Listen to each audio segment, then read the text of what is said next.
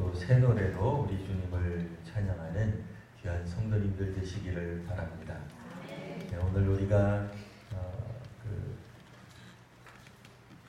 교독문을 읽을 때의 그 교독문 내용도 우리 주님을 어떻게 찬양할지를 잘 말하는 그런 교독문이었습니다. 교독문 34번을 우리가 했는데요. 제가 읽을 때 이렇게 읽었습니다. 우리의 능력이 되시는 하나님을 향하여 기쁘게 노래하며 야곱의 하나님을 향하여 즐거이 소리칠지어다. 그랬더니 이제 여러분들이 회중들이 시를 읊으며 소고를 치고 아름다운 수금에 비파를 아우를지어다. 그래서 제가 이제 인도자가 또 이렇게 얘기를 했습니다.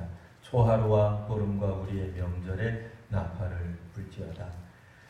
초하루 우리 교회는 어떤 교회들은 지금 그 초하루 예배를 드리는 교회들이 있어요. 이걸 이제 문자적으로 그대로 적용하셔가지고 이를테면 1월 1일, 2월 1일 이렇게 예배를 드리는 거예요. 다음번에 이제 조금 있으면 9월 1일이 나오는데요. 9월 1일이 되면 어떻게 하느냐? 그때 이제 새벽 기도회를 드리는 거예요. 너무 걱정하지 마십시오. 혹시 저러다가 우리 교회도 하는 거 아닐까 걱정하실 것 같아서 그냥 얘기하는 거니까 그냥 편하게 들으십시오. 그래서 그 초하루에 혹은 보름에 우리는 뭐 보름에 안 합니다. 보름에 하는 교회는 거의 못 봤어요. 그리고 우리 명절이 물론 절기도 됩니다만 뭐 안식일이라든지 주일에 기본적으로 나팔을 분다. 그러니까 이제 축제를 벌인다. 이제 그런 뜻입니다. 그때 이제 회중들이 뭐라고 화답했냐면 이는 이스라엘의 율례요 야곱의 하나님의 규례다. 그러니까 하나님 명령이기 때문에 우리가 이렇게 하나님을 노래하는 것이다. 우리가 이제 오늘 찬송도 그렇고 우리 그 읽은 교독도 그렇고 하나님을 찬양하는 일들 이게 참 귀한 일입니다. 그렇게 할 때에 하나님이 우리의 결박을 풀어주십니다. 그러니까 결박 풀어주고 난 다음에 하나님 찬양하는 게 아니고 그거는 맨 처음 믿을 땐 그렇게 돼요. 근데 이제 그 다음부터는 하나님이 우리의 결박을 풀어주실 줄 믿고 담대히 나아가 결박당한 채로 하나님께 나아가 찬송하는 거예요. 찬송하게 되면 하나님 예배하게 되면 그 일로 말미암아 하나님이 우리의 결박을 푸실 줄 믿습니다. 이 믿음으로 가는 겁니다. 자, 오늘 말씀은 에스겔 27장 우리 다시 한번 보려고 합니다. 27장에 나오는 나라가 있습니다. 뭐 갑자기 쭉 나오니까 이게 어느 나라인가, 너는 누군가, 너라고 불리우는 이 존재는 두로라고 하는 나라입니다. 두로. 근데 이제 우리가 이 두로를 잘 몰라요. 두로 가보신 분? 못 가봐요. 옛날에 망했거든요. 없어요. 지금은 없어요. 두로를 갈 방법이 없어요. 이 두로라고 하는 나라가 이 에스겔에 갑자기 이제 뜬금없이 하고 이제 등장하는 겁니다. 우리가 기본적으로 알고 있기로는 에스겔이 어디서 부름받았다고요? 바벨론에서. 바벨론 사람이 아니에요. 원래는 유대인이에요. 히브리인이에요. 남유다, 북이스라엘. 뭐 안타깝지만 이스라엘이 둘로 나뉘었잖아요. 북이스라엘 사람이냐, 남유다냐? 남유다 사람이에요. 북이스라엘은 한 100 몇십 년 전에 이미 아수르라고 하는 나라에 이때 당시 성경 당시로 보면 이미 그냥 멸망당했어요.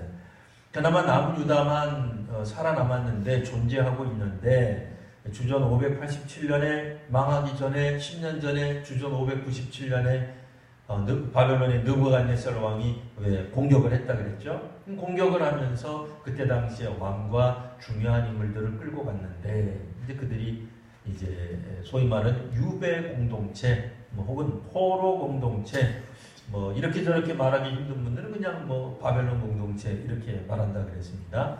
그러나 바벨론 사람을 가리키는 말은 아니에요. 바벨론에 끌려간 남유다 사람들, 예루살렘 성 사람들 그들을 지칭하는 말이죠. 자, 에스겔은 예루살렘 한복판, 예루살렘 성전에서 하나님의 부름을 받은 게 아니라 바벨론의 그발강가에서 부름을 받았다 그랬습니다. 이게 기본적으로 놀라운 상황이죠. 예루살렘 성에서 활동하는 왕궁 혹은 성전 선지자가 하나님의 부름을 받아야 마땅할 터인데 어찌된 일인지 친바벨론적인 바벨론에 저항도 못한 바벨론에게 그냥 오자마자 항거도 하지 아니하고 그냥 조용히 끌려가더라도 항거를 해야 되잖아요. 저항을 해야 되는데 저항도 아니하고 조용히 끌려가가지고는 결국은 남아있는 사람들 입장에서 볼 때는 호의호식했던 바벨론에 끌려간 사람들.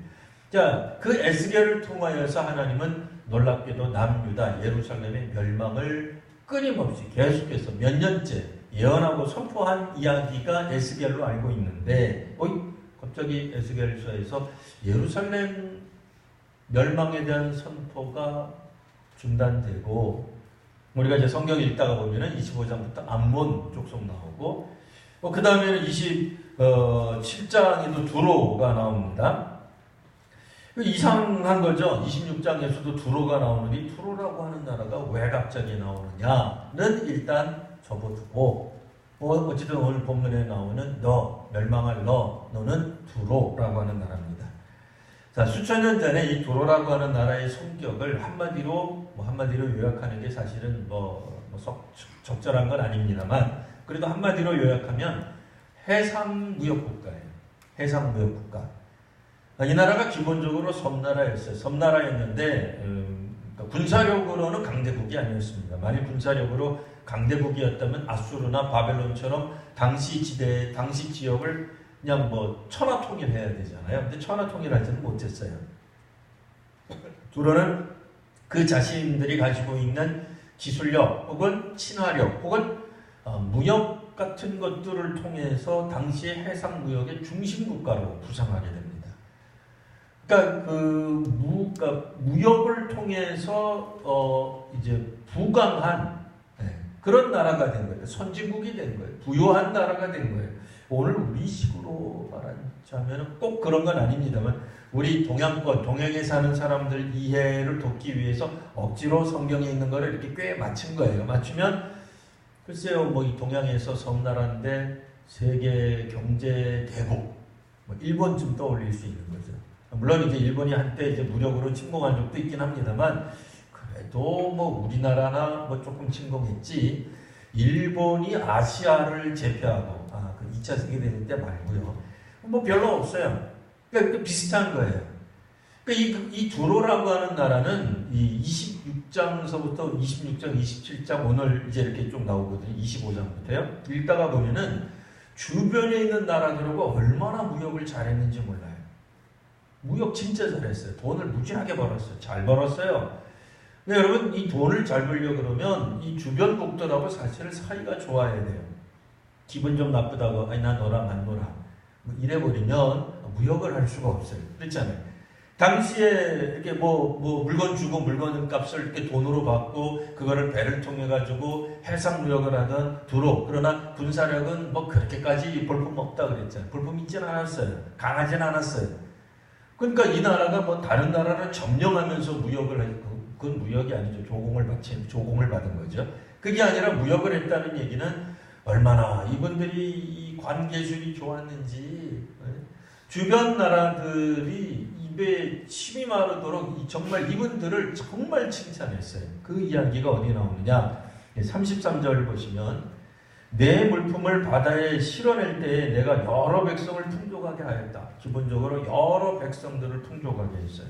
또 내 재물과 무역품이 많으므로 세상 왕들을 풍부하게 하였도다. 그러니까 이 두로라고 하는 나라를 통해서 무역한 나라들도 기쁜 거예요. 이게 진짜 장사 잘하는 겁니다. 여러분 시장에 나가가지고 혹은 대형마트에 가가지고 물건 샀는데 속은 것 같아. 네? 이 대기업이 말이야 우리 서민의 돈이나 삥치고 말이야 등쳐먹고 이걸 제품이라고 팔아. 그러면은 이건 난리라는 거예요. 근데 산 사람도 그러면 안 되지만 이게 갑자기 100만 원짜리야. 안 놀래시는 거야. 1000만 원짜리. 했는데 1000만 원보다도 훨씬 더 큰, 그러니까 그 비싼 돈을 들였는데 1000만 원보다 훨씬, 제 개념에서는 1000만 원 엄청 큰 돈이 1000만 원보다도 훨씬 큰 기쁨을 누렸다. 만족감이 있다. 이거 성공한 거잖아요. 네? 그러니까 이 판 사람도 좋고 산 사람도 좋고 이거 진짜 장사 잘하는 거예요. 네? 그런데 이 두로라고 하는 나라가 어떻게 된 나라인지 배로 자기 물품을 실어 나를 때 바다로 실어 나른다고 해가지고 바다에 집어넣는 건 아니죠. 바다를 통해서 해상 무역을 했는데 그거를 산 백성들도 왕들도 이게 왕들은 좋아할지 몰라도 백성들까지 좋아하는 게 이거 보통 기술이 아니에요.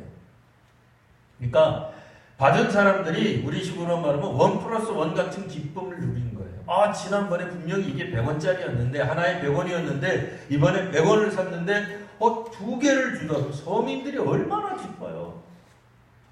그러니까 이 서민들도 기뻐할 만큼 이분들이 상술에 뛰어났어요. 상술만 뛰어난 게 아니라 인간관계 진짜 잘한 거예요. 정말 이분들이 가는 곳곳마다 환영을 받은 거예요. 두로라고 하는 나라가 성경을 통해서 보면 망할 나라요, 망한 나라죠. 하나님의 진노를 받아. 그러나 믿지 않는 다른 나라 사람들, 이방 나라, 성경적 표현으로는 다른 나라, 이방 나라 사람들이 볼 때는 두로라고 하는 나라가 괜찮은 나라예요. 여러 나라를 이롭게 한 거예요. 자신들이 가진 그런 부를 적절하게 분배해 줄 줄 아는 나라였다라고 현대어로 바꿀 수가 있는 거예요. 오늘날 갑부들, 부자들의, 초부자들의 문제가 뭐예요? 자기네들만 부여하고 옆에서 죽어가는 사람들 안 돌본다는 거 아니겠어요? 이 사람들이 문제를 삼는 얘기예요. 근데 두로는 그렇게 하지 않은 것 같아요. 자기들만 부강해지는데 멈추지 않고 자신들과 무역했던 사람들도 부유하고 풍부하고 풍족하게 만들어줄 줄 아는 정말 양질의 상품을 갖다가 막 판 것 같아요. 그것 때문에 삶의 질이 좋아진 거예요. 이거 굉장히 좋은 거 아니에요? 근데 하나님이 심판을 받네요. 이 왜 심판을 받을까? 이 얘기는 조금 더 적어두고. 그러니 이 나라가 출정하고 이 배를 타고 나아갈 때 많은 사람들이 축복하고 박수 쳐주고 이 나라가 잘 되기를 바랬을 겁니다. 근데 이제 문제는 오늘 성경에 나와 있는 것처럼 이 나라가 하나님의 진노를 받았다는 데 문제가 있어요. 오늘 본문에는 사실 왜 진노를 받았는지 안 나타나요. 앞을 좀 봐야 돼요. 앞을 보면은 27장에서는 이 나라가 뭐라고 스스로를 얘기하냐면 우리는 참 아름답다 이런 얘기를 해요. 그러니까 어디서 그런 얘기를 하냐면 27장 3절 4절 이런 얘기를 합니다. 앞에 있는 성경이니까 한번 이렇게 펴보세요. 27장 3절 4절 3절에서도 거의 끝부분이에요. 끝부분 보시면 내가 말하기를 스스로 말을 하는 거예요. 나는 온전히 아름답다. 자기 스스로 말을 하는 거예요. 나는 온전히 아름답다. 4절 너를 지은 자가 내 아름다움을 온전하게 하였도다. 이런 말을 들을 정도로 스스로 아름답다라고 이야기를 하는 거예요. 뭐예요? 나는 아무 문제 없다. 나는 깨끗하다. 나는 흠이 없다. 나는 문제 없다. 이렇게 말한 나라가 두로예요. 사실 다른 나라들에게도 어느 정도 적절하게 부를 분배해 줬으니 자기네들만 갈취하는 것이 아니라 자기들만 이익을 가지고 누리는 것이 아니라 이익의 상당 부분을 다른 나라 백성들과 왕들에게도 적절하게 나누어줄 줄 아는 오늘 이 시대로 말하면 정말 세계의 지도자감이 될 만한 나라였는데 문제는 뭘까요? 26장도 한번 또 보셔야 돼요. 한 장 더 앞으로 가셔서 26장 2절 보시면 이 두로라고 하는 나라가 이런 말을 합니다. 예루살렘에 관하여 말하기를 만민의 문이 깨져서 예루살렘이 깨졌다고 얘기해요. 만민의 문, 예루살렘, 남유다를 말하는 거예요. 내게로 돌아왔도다. 그 소식이 들렸다. 이런 개념이죠. 그가 황폐하였으니 예루살렘 성주민들이 두로를 찾아오는 거예요. 왜 찾아와요?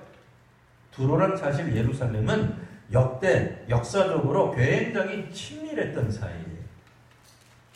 어떻게 친밀했느냐? 솔로몬 시대 때 솔로몬이 성전을 짓겠습니다. 왕궁을 짓겠습니다. 그랬더니 두로 왕이 자발적으로 기술자도 보내고 성전 짓는, 왕궁 짓는 자재, 목재 이런 것들 막 갖다 줘요.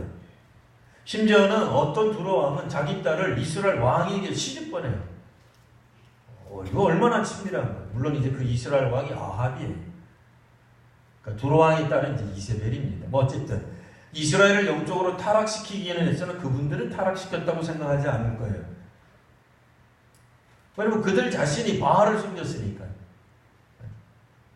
뭐 어쨌든 이제 그런 관계 속에 있었고, 나중에 북이스라엘이 아수르에 멸망당했을 때도 그들은 아수르, 반아수르 정책을 펼칩니다. 누가? 두로가. 의리 있어요. 여러분, 친구를 사귀더라도 이렇게 의리가 있는 친구를 사귀어야 되지 않겠어요? 얼마나 멋져요.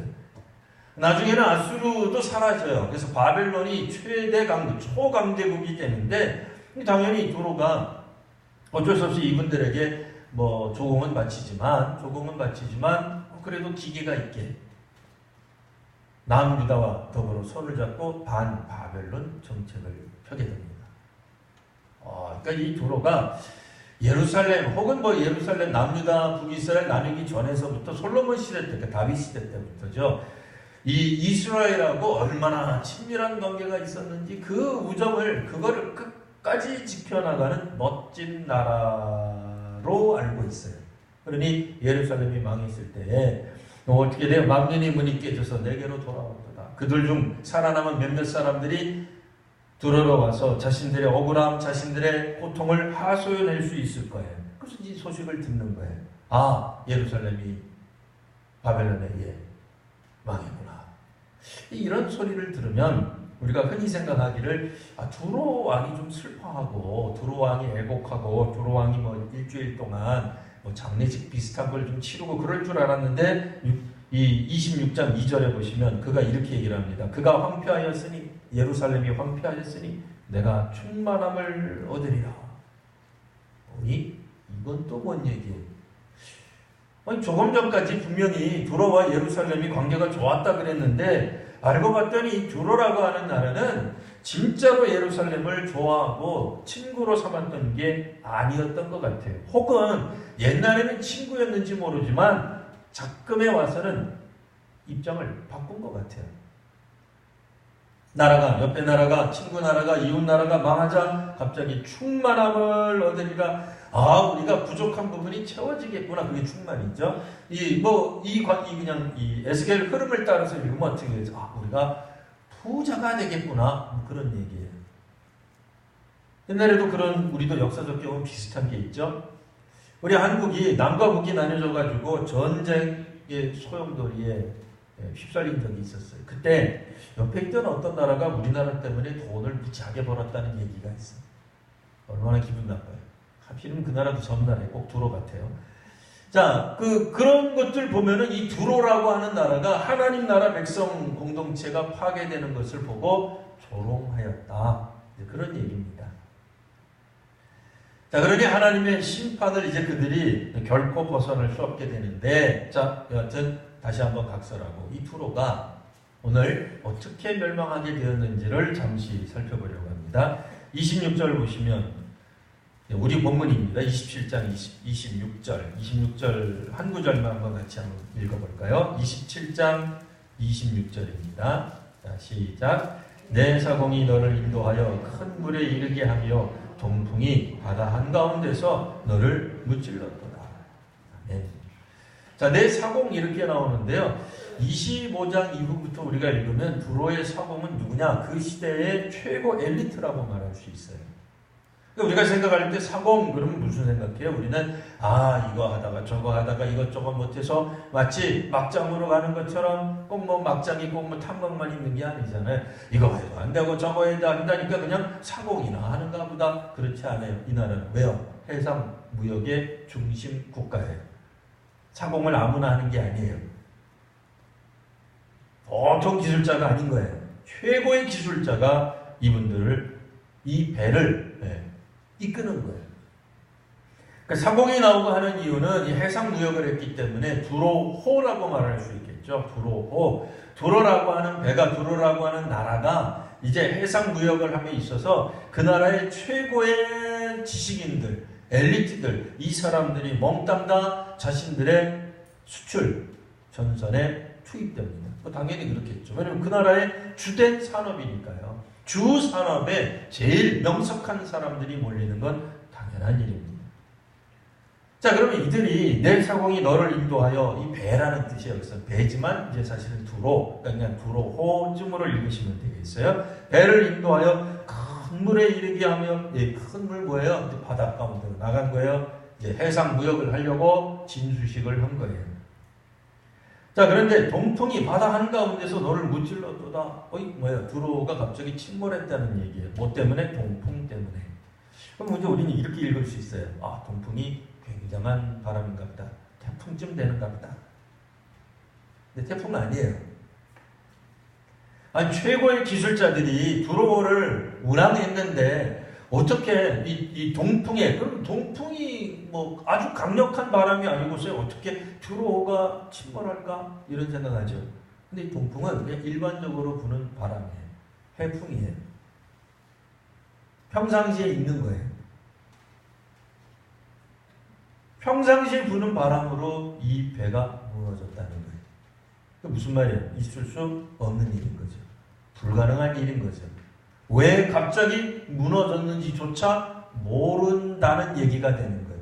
창졸지간에 최고의 기술자들, 최고의 실력을 가지고 배 만드는 데 있어서 두로만큼, 당시의 두로만큼 실력 있는 나라가 어디 있겠어요? 아니, 제일 경제 대국이었으니까요. 비록 군사력은 거기에 미치지 못했지만 경제 대국인데 그 배 얼마나 잘 만들겠어요? 다른 나라에서 물품 가져다가 전화로 옮기면서 그리고 시세 차익도 나오고 뭐 그렇게 하려고 그러면 보통 배를 건조하는 기술 갖고 안 되는 거죠. 상당히 오랫동안 배를 타고 움직일 수 있을 만한 그런 기술력이 뒷받침 나는데 아니 그냥 보통 부는 바람에 배가 그냥 침몰했다. 이게 말이나 되는 소리예요. 사실은 이게 하나님의 역사하시는 얘기죠. 근데 그 나라 입장에서 보면 갑자기 허무하게 라는 뜻이에요. 자, 그래서 거기에 이제 관계되어 있는 모든 사람들이 나와서 다 애곡합니다. 애곡할 수밖에 없죠. 왜요? 두로라고 하는 나라 때문에, 물론 두로가 돈을 벌었지만, 두로가 최대 강대국이요 수혜자이기는 하겠으나, 두로라고 하는 나라는 어떤 나라였다고요? 그들이 볼 때는, 성경상을 통해서 볼 때, 주변에 있는 백성들과 왕들도 풍족하게 만들 줄 아는, 함께 나누어 줄 줄 아는, 그런 나라였어요. 적절한 예는 아닙니다만 뭐 하는 곳에서 많이 돈 딴 사람이 보고 있다가 돈 좀 잃은 것 같은 사람에게 이렇게 돈 띄워주는 거 있어. 그걸 뭐라 그러죠? 옷 개평. 그걸 어떻게 아세요? 자, 어쨌든 그 많이 번 사람이 그냥 가지 않아요. 자기 혼자만 쓱 갔죠. 그러면은 그 다음에 다시는 내 이 판에 안 들어가 이러잖아요. 쓱 주는 거예요. 조금 띄워주는 거예요. 그거 잘하는 거예요, 이 사람들이. 그러니까 주변에 있는 사람들, 관계되는 사람들이 두로호가 침몰했대. 그러니까 하나같이 다들 나와가지고 밑에서 그냥 서로 울어주는 거예요. 불쌍하다 그러고 이게 왜 이렇게 됐느냐 걱정해주고 막 슬피 애가를 불러주는 거예요. 우리로 말하면 초상집에 가서 엉엉 울어주는데 가짜가 아니라 진짜로 울어주더라 얘기해요. 야, 얼마나 멋진 나라의 두로가. 이쯤 되면 진짜 좋은 거죠. 하나님의 관점이 아니라 세상의 관점에서 볼 때 그렇다는 거예요. 자, 근데 이 나라가 어떻게 됐다고요? 아까도 말했듯이 예루살렘을 향하여 하나님의 역사하심에 대하여 우리는 깨끗하다. 우리는 아름답다. 우리는 아무 문제 없다. 그렇게 외친 거예요. 이웃의 아픔을 보고 이웃의 무너짐을 보고는 그들은 스스로 생각하기를 그들 자신이 더욱더 부유해지는 기회로 삼는 거예요. 그러니까 다른 사람의 무너짐이 진짜 좋은 거예요. 이런 나라면 안 되는 거 아니에요? 이런 나라 문제 있는 거지. 그래서 갑자기 이 나라가 망해버렸다 하는 얘기입니다. 그래서 35절 36절 보시면 섬의 주민들이 너로 말미암아 놀라고 왕들이 심히 두려워하고 얼굴에 큰 심이 가득했습니다. 왜냐하면 너무나 갑작스럽게 일어난 이 비보에 이분들이 비통함을 감출 수가 없었다. 뭐 그런 얘기입니다. 그래서 마지막 절 36절 보시면 많은 민족의 상인들이 다 너를 비웃으며 근데 성경 읽다가 보니까 이상해요.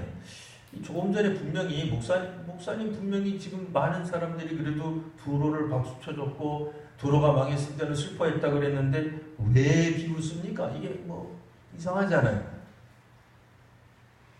이 다른 성경 공동번역 성경을 보면 이게 또 더 힘들어요. 공동번역 성경을 보면 휘파람을 불었다. 또 이렇게 번역이 되어 있어요. 휘파람을 불었다. 그렇게 더 어려워서요. 예.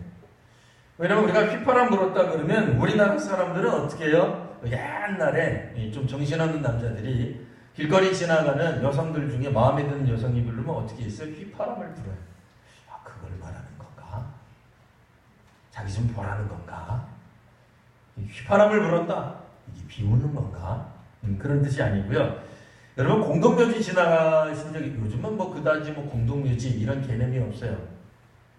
아직도 8월이 안 지나갔는데 월하의 공동묘지. 그러면 일단은 옛날 분들은 되게 무서운 거예요. 그게. 왜냐면 굉장히 무서운 공포 영화의 제목이었기 때문에 그래요. 근데 이게 왜 공포 영화의 제목이 돼요? 공동묘지 그러면 우리 한국 사람들의 DNA 피 속에는 무서움. 왜 무서워요? 귀신이 거주하고 있기 때문에. 귀신이 출몰하는 지역이기 때문에 무서운 거예요. 그러니까 공동묘지에 귀신이 안 나타나면 안 무서워요. 옛날에 뭐 시대 차이가 있으니까 이해하시고 감안하시고 설교를 들으십시오. 옛날에 살던 집에는 이상하게 화장실이 방 안에 있지 않고 집 밖에 있었어요. 화장실이 무서운 이유는 딱 하나예요. 뭐예요? 화장실 귀신이 나타나기 때문이죠. 그래도 잘 모르시는 분들은 빨간둥이 것까지 잘 모르는 분들도 있을 거예요. 웬 귀신 씨나라 떠먹는 소린가 하시는 분들도 있겠습니다만 여하튼 이 공동묘지 지나갈 때에 우리가 어떻게 지나가요? 갑자기 사람들이 노래를 부르고 지나가요. 왜요? 두려움을 떨치려고. 그잖아요. 안 지나가면 모릅니다. 공동묘지 한밤중에 걸어봐야 합니다. 그래도 잘 모르시는 분들은 옛날에 철로역정 했던 생각나시면 됩니다.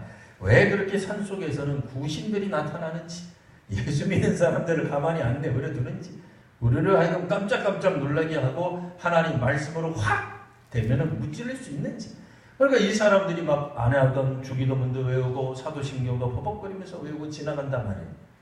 자, 우리도 그렇게 하는데 고대 이 근동 지역에 있는 사람들은 황폐한 곳, 멸망한 곳, 도시가 무너진 곳, 그곳은 누가 거주한다고 생각하겠어요? 그들이나 우리나 옛날이나 지금이나 똑같아요. 귀신이 거주한다고 생각해요. 근데 이 사람들은 우리랑 조금 다른 거는 이런 황폐한 곳을 지나갈 때 이 귀신이 살고 있는데 우리는 조용히 지나갈 때 우리는 귀신을 깨우지 마라 그러잖아요. 근데 이 사람들은 우리가 지나가면 귀신이 눈치챈다는 거예요. 그래서 귀신이 놀라면 안 돼요. 왜? 귀신이 놀라면 우리한테 덤비니까. 그래서 귀신 놀라지 말라고 휘파람을 불어주는 거예요. 나 여기 있어요 얘기하는 거예요. 우리 동양적, 우리 한국적 관점으로 말하면 문 밖에 서서 기침하는 거하고 똑같은 거예요. 뭐 기침하잖아요.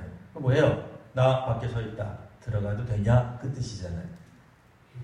저 문 밖에서 이리 오너라 하고 얘기하면 뭐예요? 나 여기 있는데 내가 들어갈 수 있느냐? 나 내 존재를 알려주는 거예요. 물론 초인적 역할도 하는 거지만 나의 존재를 알림으로써 사람들로 하여금 문 밖에 누가 와 있구나. 놀라지 말아야지. 그런 생각하는 거잖아요. 그러니까 오늘 성경에 나와 있는 비웃는다. 이거 사실은 휘파람을 분다. 이게 번역이 맞는 건데 번역이 맞아도 우리 감성이 안 맞아요. 이 휘파람을 부는 건 뭐예요? 귀신을 놀래키지 않으려고 귀신의 존재에게 자신의 존재를 알려주는 거예요. 그 무슨 얘기예요? 두로가 황폐해졌다. 그 얘기예요. 귀신 사는 곳, 귀신이 출몰할 만한 곳이 되었다. 그 뜻입니다. 자, 오늘 이 설명은 다 했어요. 본문에 대한 설명을. 자, 이제 마지막으로 정리하겠습니다. 침몰하는 배는 다름 아니라 두로입니다. 두로죠. 뭐 예루살렘은 아니에요. 두로를 말한 거예요. 자, 그러면 한 가지. 에스겔이 이와 같이 두로를 향해 예언을 하였을 때 물론 이 예언대로 그대로 됐습니다. 어쩌면 두로에 있는 어떤 사람들도 에스겔의 예언을 듣고는 마음속에 두었다가 정말 바벨론을 끌려갔던 예루살렘 주민 에스겔이 말한 대로 이루어졌구나 하고 역사적, 영적 교훈을 삼았을 수 있어요. 그게 이제 1차적인 내용이죠. 뭐 사실 오늘 본문이 그렇게 되어 있어요. 근데 사실 에스겔서를 누가 읽겠어요? 유대인들이 기본적으로 읽죠. 하나님 믿는 사람들이 읽죠. 하나님 안 믿는 사람들이 성경 읽는 건 아주 특별한 경우예요. 뭐 예나 지금이나. 그러니까 이 성경은 두로의 멸망을 통해서 뭔가를 물론 첫 번째는 두로가 정말로 멸망할 것인데 정말로 멸망했다. 그 얘기예요. 멸망한 이유는 뭐다? 자기는 선한 척, 자기는 깨끗한 척, 자기는 아름다운 척 하다가 멸망했다 그 얘기예요. 근데 이게 역사적으로 어디서 본 것 같지 않으세요? 성경 역사 중에서, 이스라엘 역사 중에서 남유다가 그랬어요. 그들은 말하기를 북이스라엘은 우상숭배가 잔뜩 있는 곳이다. 우리 남유다는 절대로 안 망할 거다. 왜? 우리는 예루살렘 성전을 가지고 있으니까. 북이스라엘은 아수르에 의해 저렇게 140여 년 전에 저렇게 비참하게 망할지언정 우리는 아름답다. 우리는 깨끗하다. 우리는 문제없다. 이스라엘 사람들이 망한 것, 북이스라엘 사람들이 망한 것을 보고는 뭐라고 얘기해? 아 그래, 이스라엘 남은 사람들, 유민들 너희들 우리한테로 와. 이제라도 와. 우리 남유다가 부강해지게. 왜 여태까지 북이스라엘 그 말도 안 되는 나라에 기웃거리며 살고 있었어? 너희들이 억울하게 왕을 잘못 선택한 거야. 이제라도 와. 이렇게 얘기를 한 거예요. 두로가 말하는 것과 똑같은 거죠. 두로가 행했던 이 행동이랑 사실 남유다 혹은 예루살렘 성 사람들이 했던 행위가 똑같은 거예요. 물론 두로는 두로의 잘못 때문에 망했지만 이 성경을 읽는 사람들은 어쩌면 두로의 패망을 보면서 이게 우리 조국에 관한 얘기구나 하고 생각을 했을 거예요. 물론 두로 주신 사람들도 왜 에스겔이 저 배가 침몰하는 얘기를 왜 하노 생각할 거예요. 두로 조국에 관한 얘기죠. 두로 국가에 관한 얘기였어요. 두 번째는 두로 사람들이 과연 에스겔의 선지자 이야기를 잘 들었어요? 별로 안 들었을 거예요. 왜? 남의 나라 선지자가 하는 얘기를 왜 들어요? 들을 이유가 별로 없잖아요. 뭐 두로가 하나님 믿는 백성들도 아닌데 아무리 예루살렘이랑 친했다 하더라도 그렇지. 두로 자신도 반바벨론 정책을 썼는데 뭐 바벨론에 끌려간 예루살렘 주민 그 사람이 하는 예언을 왜 들어야 되겠어요? 결국 이스라엘 사람들, 남아있는 사람들이 이 예언의 말씀을 들을 때 어쩌면 두로의 멸망은 그 이전에 있었던 예루살렘과 똑같이 닮아 있음을 보게 되는 겁니다. 우리는 괜찮다. 우리는 깨끗하다. 우리는 선하다. 우리는 절대로 망할 일이 없다. 라고 생각하는 그 영적 교만. 다른 사람의 무너짐을 보고 쾌재를 부르는 다른 사람의 실패와 다른 사람의 멸망이 자신들에게를 기회로 삼는 사람들 모두에게 주시는 하나님의 경고라고 볼 수 있습니다. 역사를 통해 우리가 우리 자신을 볼 줄도 알아야 됩니다. 남의 나라 역사지만 이 일들을 통해 오늘 우리 이 시대에 우리에게 주시는 하나님의 말씀은 무엇인지 잘 판단할 수 있어야 될 것입니다. 그렇지 않으면 이거 두로가 망했대. 그렇지 두로 망할 만하네. 예루살렘이 망했대. 그렇지 우리 신약 백성들이 망할 게 뭐 있어. 유대인들은 망해도 싸. 우리는 안 망할 거야. 글쎄요. 그렇게 말해도 될까요? 하나님의 역사하심 가운데 하나님의 백성들은 하나님을 두려워할 줄 알아야 됩니다. 아무리 우리가 경제대국을 꿈꾸거나 혹은 군사의 강대국이라 할지라도 하나님이 동풍과 같은 그때로 말하면 그냥 보통 부는 바람에 바다에서 흔히 있는 바람이 태풍이 아니에요. 풍랑이 아니에요. 그냥 일반적으로 부는 바람 정도 보통 고대 사회에 돛을 달고 만일 항해했다고 한다면 동풍을 이용해서 그들은 앞으로 나아갔던 거예요. 역풍이 아니에요. 그런데도 배가 침몰한 거예요. 순풍이었으나 배가 침몰할 수 있다는 겁니다. 하나님이 역사에 개입하시면 그 누구도 최대 강대국도 경제대국이든 군사대국이든 어떤 대국이라 할지라도 한 번에 무너져 나갈 수 있는 것입니다. 하나님을 신실하게 믿으며 다시 한번 하나님의 말씀에 귀 기울일 줄 아는 우리 귀한 성도님들 또 우리 한국교회가 되시기를 바랍니다. 기도하겠습니다.